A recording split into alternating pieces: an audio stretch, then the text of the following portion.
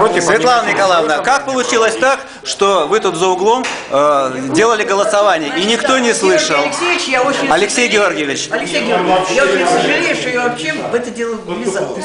Я живу спокойно в двухкомнатной квартире, на свидании и все. Я никаких больше, даже мизинцем не пошевелю, вообще Сейчас, никаких. дайте, пожалуйста. Дайте, я хочу там расписаться. Дайте расписаться.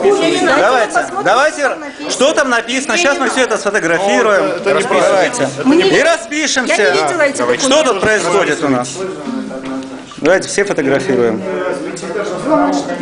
Во-первых, у нас собрание незаконно прошло. Не было письменного уведомления за 10 дней. И все разбежались, Светлана Николаевна. Все, кто был против, здесь ни одного против, все ушли.